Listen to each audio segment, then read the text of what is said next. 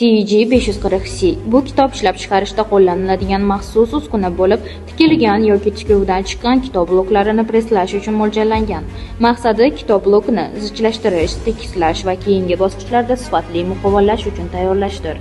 Texnik imkoniyatlariga to'xtaladigan bo'lsak, maksimal presslash qalinligi 130 mm ni tashkil etadi.